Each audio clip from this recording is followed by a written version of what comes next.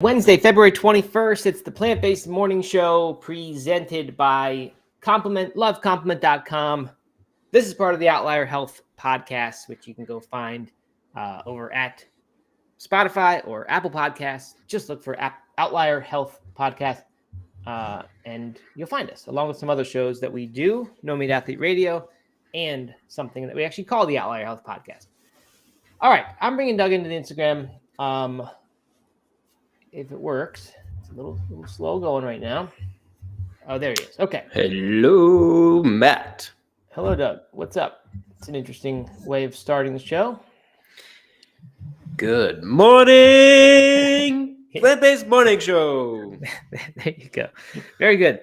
Hey, reminder, I have a friend who watched the show yesterday, and I said, did you watch it on Instagram or YouTube? And he said Instagram, and then I felt bad for him, because it's terrible on Instagram. You shouldn't watch it there. So if you're there, and right now 12 people are there, go to youtube.com/no-meat-athlete, which I have pinned to the Instagram because it's just a far better experience. So get over there, subscribe to that YouTube channel, and you'll be happy. You'll be happy that you did. That's where Steven is. That's where Britters be the beginning is. of you like getting off of Instagram for good. You might actually say, oh, I don't need to be on this dumb thing anymore.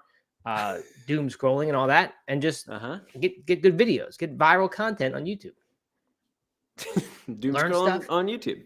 Yeah, right. We got Larry was over on Look at that. We got Larry. Actually lost Instagram. You canceled it. I didn't do anything. You're just frozen. Huh. From what I can tell. Oh, but we do have Larry over here. That's right. That's one benefit of YouTube. Allie, Scott Mulholland, Kate, Matt O'Connor, Stephen Dunn, Britters, Carmen. I didn't see Britters yesterday. She was a noticeable absence. Same with Mr. Jeffrey. He's not been around recently. All right, Doug, you're being re-added to Instagram to fix this problem. Hopefully all right, we're going to see if that works out. Look, another reason not to use Instagram. It's buggy. Still. It's buggy, yeah. Mr. Jeffrey is over on YouTube. Get over there. Have some fun. If you're listening to this later, thank you. Appreciate it. Can't go to YouTube right now, but you could watch it. You could go there. You could watch it. It'd be more fun than listening. Definitely. Less reason than ever, though, because I'm getting the episodes up on time now. So you're only a few hours behind when you listen to this. All right. British took off work to go hiking, and they're still live with us on YouTube right now. That's fun. That is pretty nice. No explanation for why she wasn't here yesterday, though, still. So I don't know. But anyway, that is good, Britters. Leslie Knight points out that it is hump day, and that is correct. It is. We haven't really talked about hump day too much recently, but it is. This isn't really the hump day. The hump is like Wednesday midnight because it's 4-day week. So this is still the first half.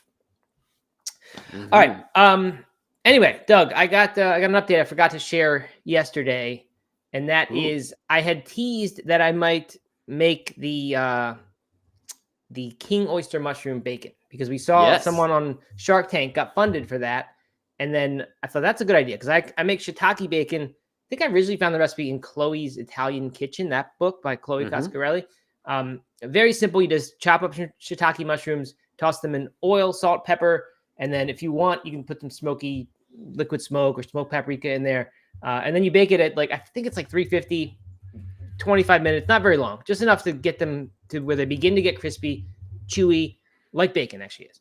And it's just such a good recipe. My dad had it for the first time, years ago when he was still a meat eater, which he is again now, but before he was vegan, and he had it, he said, wow, this is unbelievably like the real thing. Wow. So I was very excited about king oyster mushroom because these are much bigger mushrooms. I don't know if you've ever seen them. I'm sure you haven't bought them because you just make burritos, but they're large mushrooms. No, I have not. That's true. Yeah, but when you cut the stem into planks, and you have pieces that are the size of bacon strips. So I thought this could be really good. Have a much larger quantity, bigger pieces, and I found a recipe. I think it was from SeriousEats.com. I'm not really sure about that.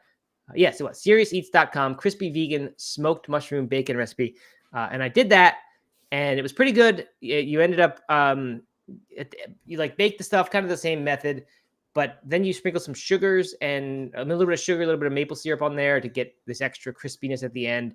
And then he actually smokes it, or maybe it's a she, I don't know who it is. They actually smoke the bacon at the end with like a mesquite chip, and I didn't do any of that. I just added some liquid smoke. But it turned out pretty good. I was pretty happy with it. It did not have quite the deep umami flavor of the shiitake bacon that I really, really like. But as far as making big strips that you could make a BLT out of, or serve it at a brunch, like not just a little topping for your dinner, as I've used the shiitake stuff. It was pretty good. It worked really well. The texture is perfect, and missing a little bit of that smoky meatiness. But maybe if I'd actually smoked it, it would have been really good. So anyway, it was successful. So I would, if you need some bacon. Do you think you'll keep playing around with it, or will you go back to shiitake? I think I'll go back to shiitake. Okay. I just don't have a lot of uses for the big bacon strips. I guess if it was great, I might find uses for big bacon strips. But I just don't, we don't have that opportunities to eat it that much. So where'd you get the mushrooms? Super G Mart, our place that has all the ethnic foods. They have crazy mushroom selection, crazy hot pepper selection, just all kinds of different stuff you can't really get in a normal place. That's cool. Yeah, so this actually wouldn't be that easy to do because people can't really get this anyway. And it's just all right. Whole Foods has had it before. I don't know. And I've seen people make scallops out of vegan scallops out of the stems. So that's another good idea to try. Where do you think these markets like that where do they source I have no idea. Ingredients? Good question. Because packaged stuff, that's like all international or like different language, like, sure, you can buy that stuff and import it and handle all that. Right. But like fresh, mushrooms and hot peppers and things like that have to be they have to probably work really hard to get those things. Yeah, you're right. I mean, I don't know if they're importing them from other countries. There's probably some U.S. growers of these foods. They just have to. Yeah, you're right. But if that's what the ethnic cuisine demands, and very few producers in the U.S. have it, you're right. It's got to take some work. Maybe that's what makes a good specialty market. Yeah. I don't know. You know what I'm getting into right now? What? This week is my favorite food of the week. Sun-dried tomatoes. Oh yeah. Yeah, I don't know. We don't get them enough, but I put them on pizza over the weekend, and I put them in the pasta last night. So good. Are you getting the oil packed or the bagged ones where they're just no liquid? Oil packed. Maybe why they're so good, but yeah, that's probably they're good. They are really good. You're right. You can make your own too. I've done that before. You stick tomatoes in the oven for like 5 or 8 hours. I forget, low temperature, and you dry them out. It's not really sun dried, but it is dried, and they turn out pretty well. Yes, good. All right, well, good. I'm glad you caught on to the sun dried tomato trend. I think that was cool in like early '90s. Sun dried tomatoes had their hate. No, they are good. It is one of those foods. Every time you have it, like that, this is really you're like, why do I not eat more of these? Yeah, right. All right, Peter says sun-dried tomatoes with pesto on that. Banza chickpea pasta is so good. Ooh. I don't know if I can get behind the mix of tomatoes and pesto though. That's the thing. I know people do that sometimes. Come on. I guess it's me and the multiple flavors that don't seem to go together. I like pesto to have like the potatoes and the green beans, very traditional way of doing it. They don't contribute much flavors. I don't know. That sounds delicious. Weird. That sounds delicious to me. I'd make although right now, I think anything with sun-dried tomatoes sounds delicious. But all right, I got a question for you. I was talking to Katie the other day about we're trying to streamline our grocery process. And I think I mentioned a while ago that we were doing some shopping at Target now for certain groceries because it was cheaper. Yep. But we're still having to go to Ingles for certain other things, and so we're just trying to like streamline the process. And I'm thinking about getting AI involved and see if AI can do a little research for me on what to get at different stores and create our shopping list and create our meal plan maybe. Like what recipes we want to do on certain nights.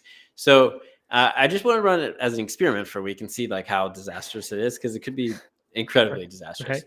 Wait, so what are you going to ask it to do? Make you a grocery list at each of these places? Yeah. So like maybe I'll list. So probably what I'll do. This is kind of where we landed last night. Is ask it to make me a grocery list. Like just a complete grocery list, and then we'll go in and edit it to like add some staples and things like that we know the kids would want, that kind of thing. And then put that back in and say, tell me where to get these things between Target for the best price, between Target and Ingles, or maybe even a third place. I don't know. If we can save a lot of money, maybe it's a good option to like introduce Amazon or something. But can it real time go search the websites for the prices? I don't know. I think so. Like GA4 can. Yeah. Oh yeah, it does that. Okay, I didn't know that. I thought it was all like 2021 was the end of the day. No. GA4 does more of that. Okay. And so yeah, and then like have it produce a meal plan for us, and we'll cook those recipes for the week and see what happens. That's the working plan. I'm still trying to figure out some of the bugs, but. And I guess like when I tried to get recipes from ChatGPT one time, early days ChatGPT, it was like making up its own recipes, and I didn't love that idea. Right. Can it just go pull stuff from around the web and say, here's a link to all your recipes for the week? I don't know if it will directly copy stuff like that. I'm not sure. It doesn't have to copy. You can just say, here's a good one over here. Here's a link. Yeah, probably. I would imagine it would. Yeah. I mean, that'd be good if that worked. That would be major savings of time. So I'm going to experiment. It could be a total disaster. So we'll find out. But the ChatGPT could learn. It might be bad, and you could teach it. This is it's not what I really want. Here's what I want instead, and then it could adjust.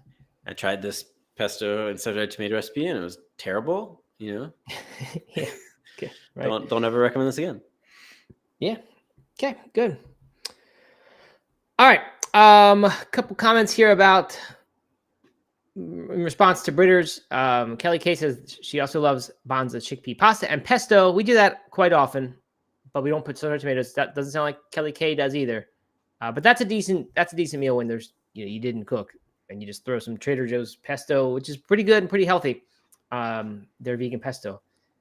And you get the chickpeas, then you don't feel bad. You're just eating bread, basically bread and pesto because it's chickpea pasta. So there you go, good one.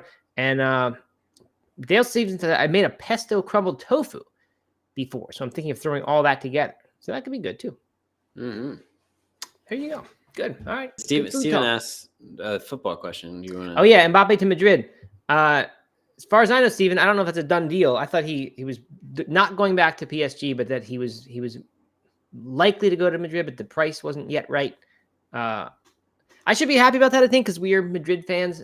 But it's I don't the buying of the best players, it gets a little old to me. It's hard to be that passionate. It's hard to be like Doug and the Hornets, where you're just a passionate fan when the team just sort of pays for whatever they want. It's which is the problem with those big teams, obviously.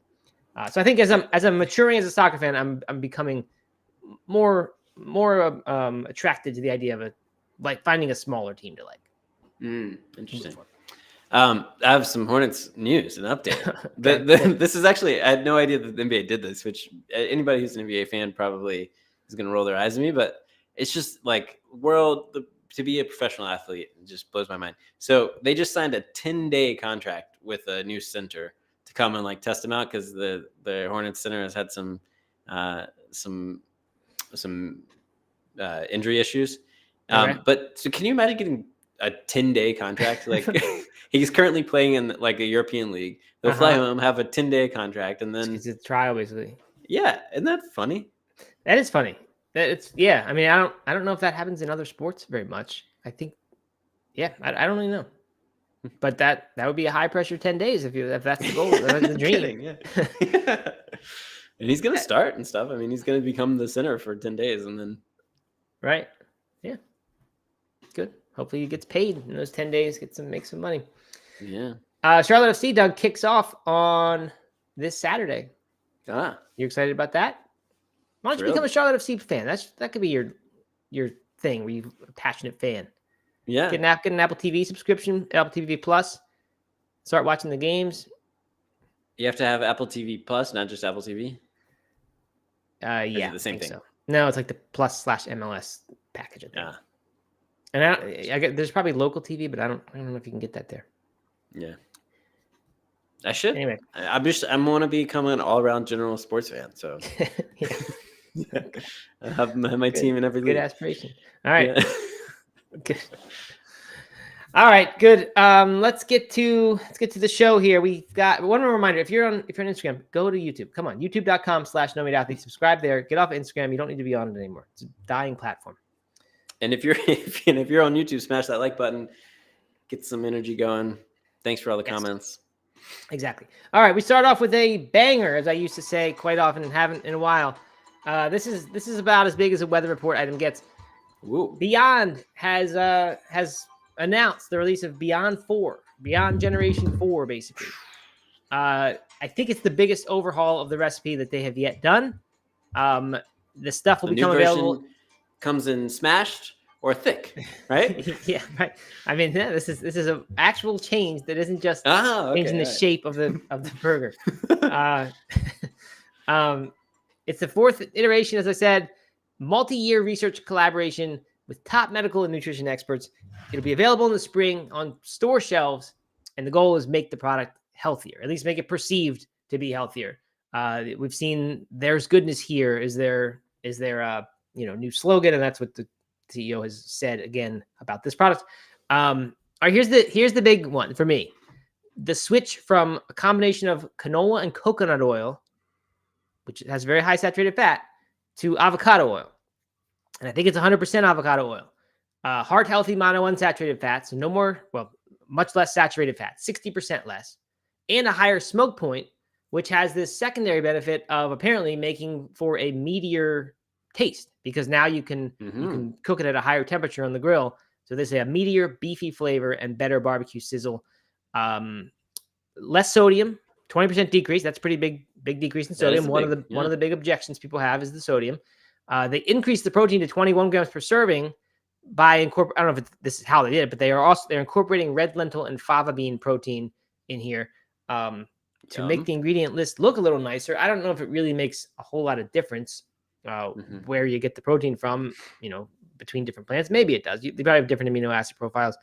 But what the oil change is a big one. How much protein was there before?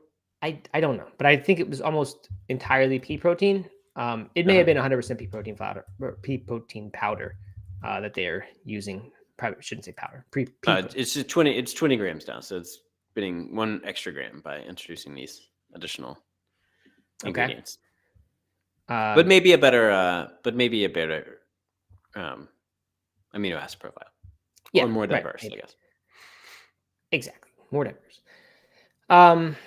Been certified by American Heart Association's Heart Check program, which we saw before, I think, with Beyond.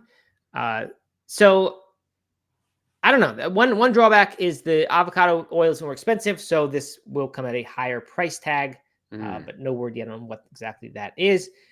I read this and I was excited. I actually do care about this because coconut oil is my big objection. The big thing, I don't like the processed nature of the food. Obviously, it's not going to become an everyday food. But right now, when I have it, I feel like I'm always like I shouldn't do this. I shouldn't do this very often. It's too much saturated fat for me. I try to avoid coconut oil in lots of things just because of family heart history. And when I eat it, my cholesterol goes up. So that's kind of a big one. This is actually a major change, something that would make me feel a lot better about this. It still is avocado oil that much better? Yeah, because it doesn't have the saturated fat. It has much lower saturated fat, which is how they could reduce it by 60% here. So that's the big one. It's a different type of fat. So I'm excited. I reached out on our team Slack and said, anybody care about this? And Isabel, who people will know from the No Meat Athlete radio podcast and from her couple fill-ins on this show, she says, 0 bothers. I guess, which I've never heard before. I guess it's like a 0 F's given type thing. They're not health foods anyway, so avocado versus coconut oil doesn't matter much to me, she says. Interesting. So Isabel, still not healthy enough for Isabel to eat. And I think a lot of people will have that opinion. A lot of vegans probably. The big question, well, I'm curious, Doug, does this matter for you? Will you feel better about eating this or eat this any more often as a result? Maybe a little bit. Mm-hmm. Yeah, I mean, yeah, I think so. Because it like less saturated fat, less sodium. Those are big ones. I mean, I think a lot of people think avocado oil is a health food now, probably more than they should. Like it's still oil. It's just not really a good whole food. But people think that's healthy, and people think protein powder is healthy, right? Plant protein. Yeah. There are a lot of people who say, no questions asked, plant protein, healthy thing. That's pretty much all that's in this, right? I mean, I know they're adding some salt, but like, is this less healthy than protein powder and some oil? Yeah, just mixing some protein and oil together. Yeah. I don't know. Yeah, it's like impossible to know, right? Because with the additional processing, preservatives in there that could potentially be a problem. I mean, like, right? We don't know. I don't know about the processing of the proteins. Some additional steps have to happen that would further degrade the quality or whatever compared to a protein powder. I just don't know. So it's hard for me to say this is like a terrible food for you. The bigger question, though, like the reason these companies are struggling is because omnivores aren't interested. right. Is this going to change that at all? It might, like, actually, if people if they can rebrand themselves as a health food again. I mean, that was what blew them up, right? Is people thought they were healthier than right. the meat alternative, and now then then people believe they weren't, and so now if people change their mind again, might be too late. I don't know, but certainly possible. Yeah, I just don't like this. Doesn't make it less of a Franken food for people. If people are looking at the kind of high level, surface level stats of like less sodium, right? And that comes out very often. The article comes out that compares Beyond Meat sodium levels to a bunch of other stuff and says how bad it is. So that has a little less firepower behind it now. Saturated fat definitely does. So when you say like those comparisons showing that plant-based meats are healthier than real meats, like those are even stronger now because the numbers are better. But you've still got this huge factor, the processing Frankenfood factor that hasn't changed a bit. I mean, I guess the addition of lentils and stuff makes it seem like it's a little bit less processed, but it's really not. So I don't know. I don't see it making a difference. I mean, I think this is good. I'm glad for it. I just don't think it's going to make a difference. I mean, I think the taste will matter, right? They're saying it tastes better, but we'll see about that. And then also the price. Like if it's more expensive now, then if there's further price discrepancy, then that's a problem. Because right now already it's more expensive. So you're right. That was the other big objection is the price. So that's one of the other ones. Yeah. If the taste is improved, that's a good thing. The price going higher is not a good thing, obviously. Mr. Jeffrey says he'd still try it. Yeah, sure he would. I don't doubt that. Mr. Jeffrey's always here for the new vegan things.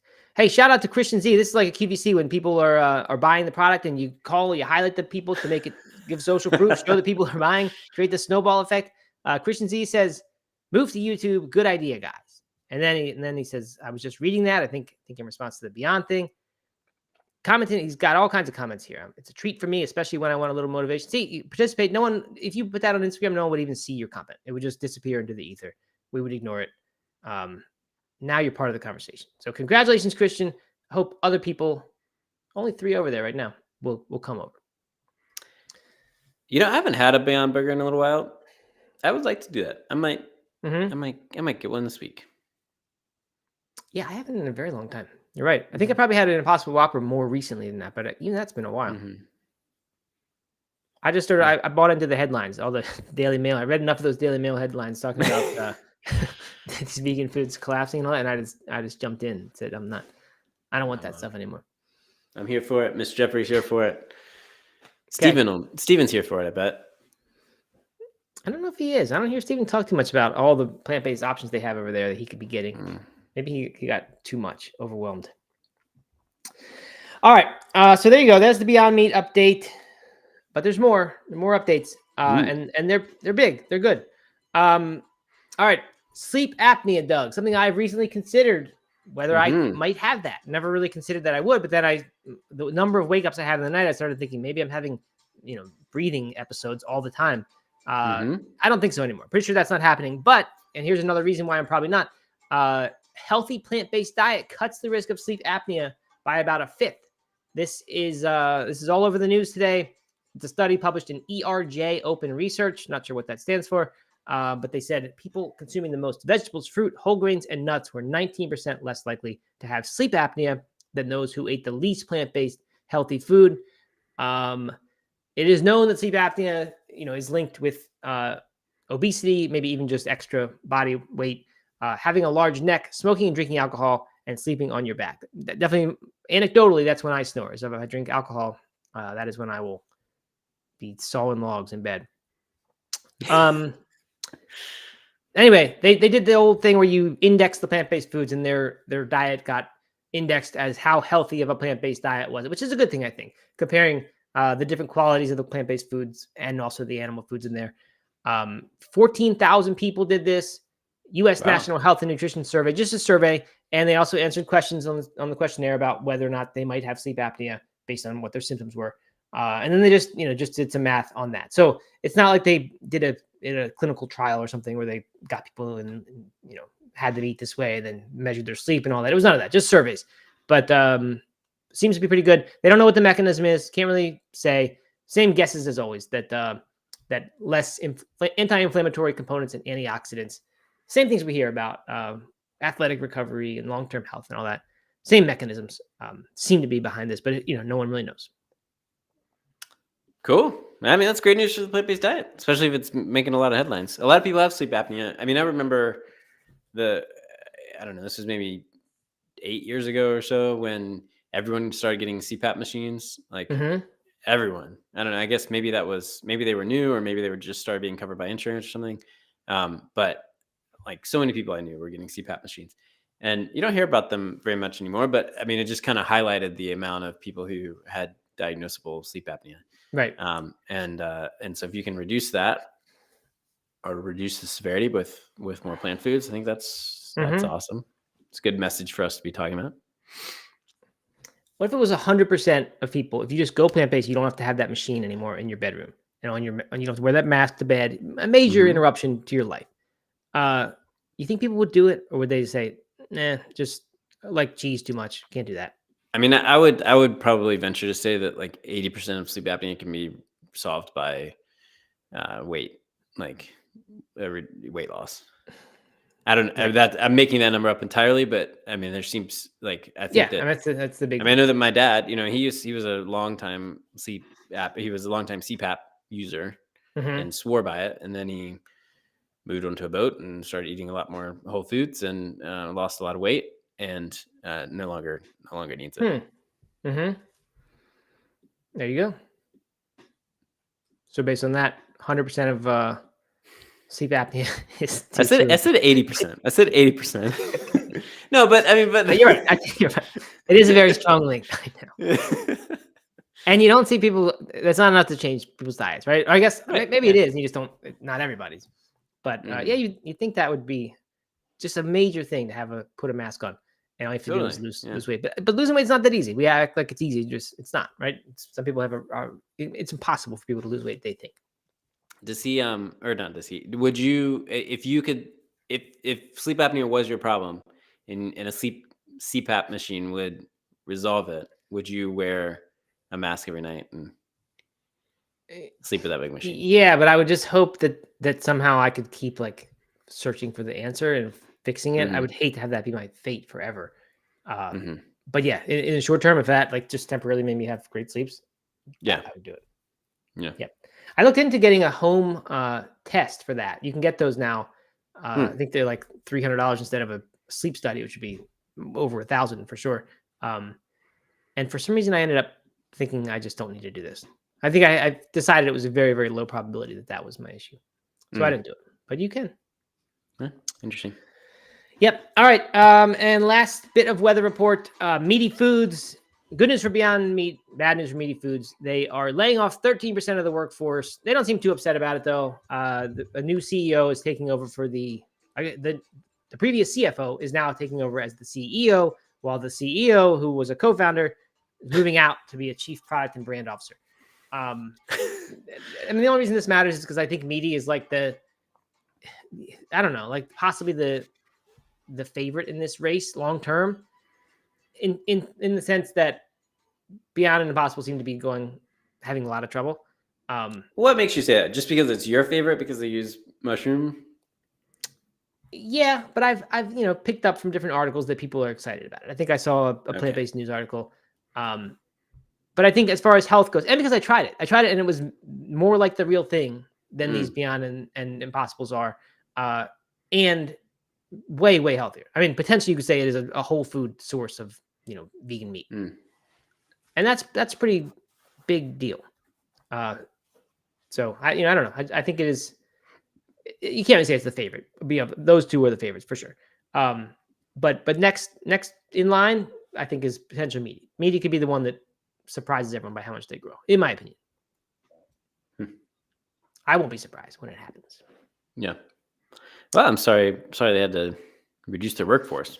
What does that mean? They're focused on realigning on profitability objectives. Got it. That's what they said. Yeah. So a lot of times when this happens, it's not that the company's just in so much trouble. It's they may have shifted like our company shifted some goals this year. We said we're not going to care so much about top line revenue, we care about profitability. Mm-hmm. But we didn't immediately fire a bunch of people. Scott says that Meati has become my favorite for the taste and the minimal processing compared to others having the chicken for lunch today. Cool. I still haven't tried it. I gotta try it. Yeah, Sprouts, you can get it. I think either Target or Walmart. You could get it. I forget which one. Could be wrong. I think Target. Yeah, that's why I think there's potential. As long as you don't have that allergy thing. All right. Steven asked if my dad still lives on a boat. He does. The boat is currently in Colombia, but he is coming back from the Galapagos right now. They spent the last week in the Galapagos. Cool. Doing some Charles Darwin history research. I think just swimming, like snorkeling or scuba diving with a bunch of awesome things. Okay, good. Why did he start eating whole foods once he got on the boat? I would think he'd just start like eating Doritos and stuff, like load up on. No, I mean, I think that they've been in the Caribbean mostly, so just a lot of access to fruit, conch fritters. Conch fritters, a lot of fruit, a lot of fish, a lot of rice and beans, that kind of stuff. Nice, good. Just get as far away from the United States as possible, and you start eating more whole foods. Maybe yeah, basically, yeah. A lot of rum. That's good. Yeah. Good. All right. Well, good for him. I wouldn't mind that being my life for a while, just boating around and eating good food. Yep. Stephen pictures a slightly healthier Jimmy Buffett. Seems accurate, right? Yeah, not too far off. Okay. Good. And Stephen says his hair is now down like halfway down his back. Yeah. His ponytail is wild. He doesn't have a steel drum now, does he? That he carries around? No, I don't think so. No. All right. Steven says, I was never a red meat fan. Last Beyond Burger I had was in Wicked Weed, Asheville. Wow, that is a long time ago. Considering it's all over the place in the Netherlands, that he would not have had it since Asheville.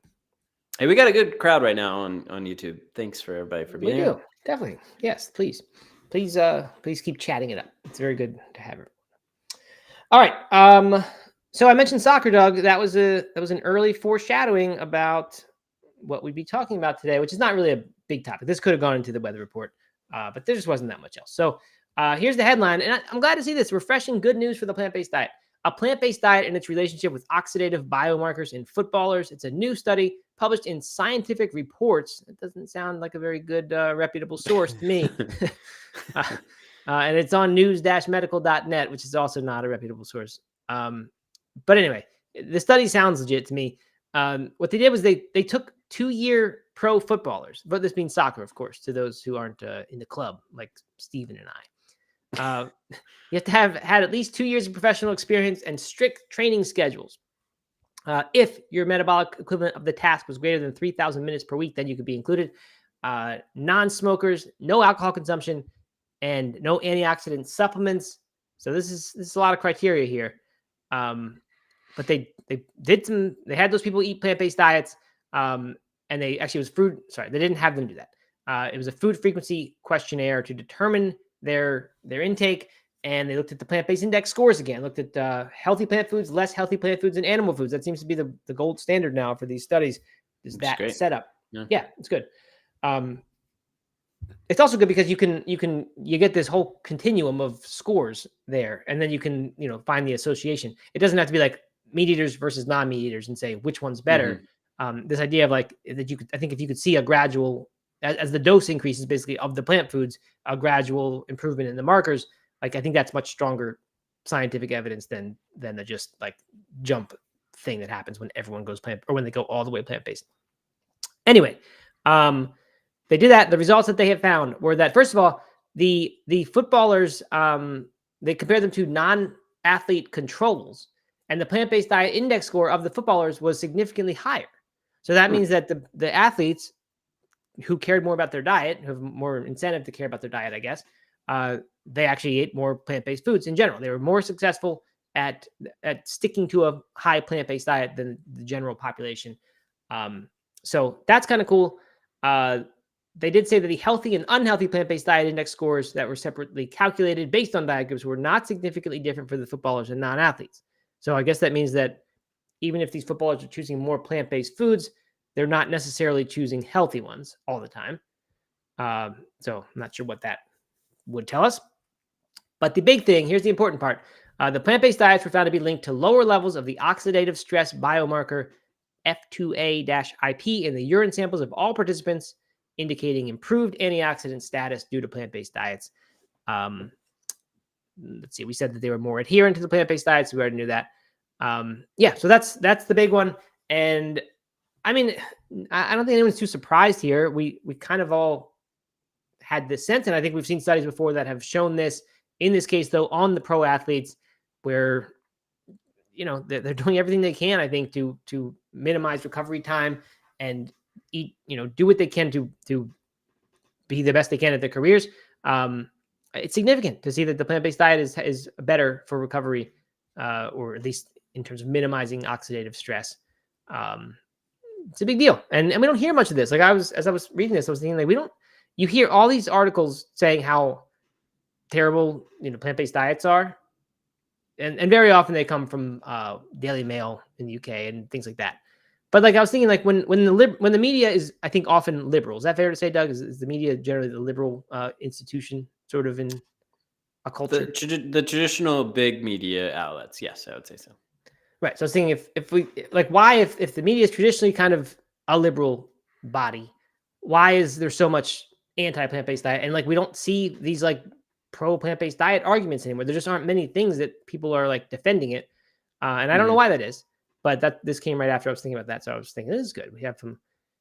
I think the anti-plant-based diet articles are mostly coming from conservative media outlets, and yeah, for sure. My guess is that pro plant-based news just doesn't get clicks, right? And I think that media is now driven entirely by. But why wouldn't it get clicks? Like if the audience is more liberal as well, like why wouldn't they want to hear like about sustainability stuff, a plant-based diet, and all that?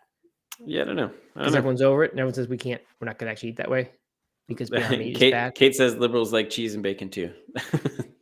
Yeah, that's true. Maybe people just don't want to hear that because it's kind of unattainable for people, or they imagine it is. Mm-hmm. I don't know. Valid question. All right.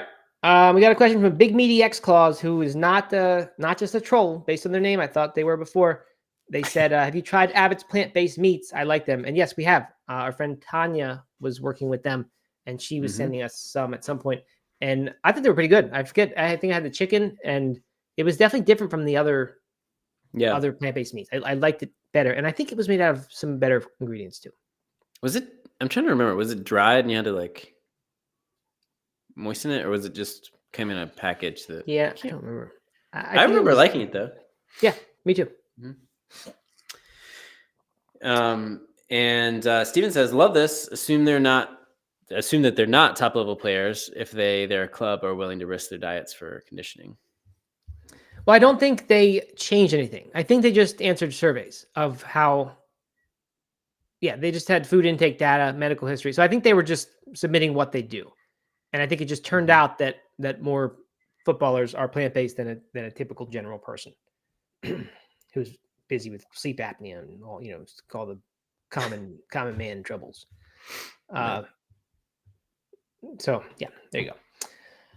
Yeah, it's good to see that bit of news, and maybe that's a bright spot. I don't know that much about how the athlete world is doing with. When we wrote The Plant-Based Athlete in 2021, there were a lot of NBA players that were going that way, and it was just sort of a thing along with the rest of the plant-based diet. It was just a popular thing at the time. But like if the benefits were real to eating a plant-based diet as an athlete in terms of extending careers, that's not going to go away just because it's not cool anymore to eat plants. Like there's so much money at stake and other things in stake, reputation or your legacy or whatever. That if it's working, they're going to keep doing that. I'm sure of that. The amount of data that's being measured, all that stuff. So I think that could still be a bright spot, or maybe the bright spot for a while. That like, even if it's not the thing that most people are doing, and people say, well, it's not that natural to just eat plants. There might be people who say, even if it's not quote unquote natural to just eat plants, I'm going to keep doing it, or I'm going to do it at least during the season. because it's so effective. So I think that's going to be a nice stronghold for us for a long time. But that said, I don't really know that much about the data of how many like recent pro athletes there are in the football world or basketball or what. Was it Steph Curry was on that podcast we covered this a little while ago? He was saying he could never do it or that it was too hard, but he was saying that that it's a popular thing right now in the NBA. That's the diet that people are choosing. So yeah, that's I should look into that. I'd like to see how much that is going on still. All right, well, I believe that does it. Steven says that's surprising. Don't really hear about a lot of football players publicizing a plant-based diet. Yeah, you're right. You don't hear that a lot. But I hear about a few here and there. All right. Another Abbott's fan, Matt O'Connor. Matt O'Connor, big fan of Abbott's chicken. I think that's all I had was the Abbott's chicken. I don't think I have any of tried their other stuff at all. But it was good, the chicken. You know, it's kind of a side note, but thinking about athletes, the vegan diet. I shared a lift a couple times last weekend when I was skiing. A ski lift. Ski lift? Not a gym lift. Not a lift at the gym.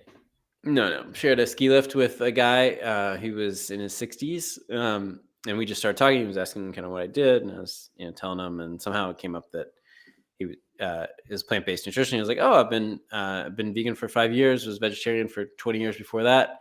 And it turns out he was an Olympic athlete, 4-time Olympic athlete, or 3 times Olympic athlete for whitewater canoeing. Okay. Wow. And he said he first went vegetarian, and this would have been like in the 80s, I guess, because he was too poor. He was like rice and beans was the only thing I could afford because as a professional, like full-time professional whitewater canoeer, there wasn't much sponsorship money. And then it changed his physique and changed his ability to recover, and he started having all these gains in the weight room and stuff like that. And so then he was became a huge vegetarian advococate. And this was like a long time ago, but she didn't hear about athletes back then. No, I mean, obviously it's a niche sport and a niche athlete, but I don't know. I thought that was kind of cool. Yeah, definitely. He should have written a book or something. He should have cashed in early. He should have, yeah. Cool, good. All right, last thing. Kate says, looks like Target carries Abbott. So that's good. I don't think I actually knew that. So it's good. And Big Meaty Claus says Abbott's chorizo and ground beef is great. And Dale Stevens says, what a great story, Doug. I don't know if that's a facetious kind of thing or if that's... yeah, you looked a little bored. You looked a little bored of the story. No, but it was a nice, kind of heartwarming story of there's all these people out there who are just doing their thing and are vegetarian or vegan or whatever. And yeah, you still hear that's a good point. Again, more evidence that the athletes maybe is our stronghold. Well, Beyond Meat is burning down. We still got people who believe in this diet for its health benefits, especially as athletes. So there you go. There you go. All right. Thanks everyone for joining us. We'll be back tomorrow for the last plant-based morning show of the week, but then there will still be a No Meat Athlete Radio on Friday that you can all come live to. It's in the afternoon, but would be nice to have people show up at that too.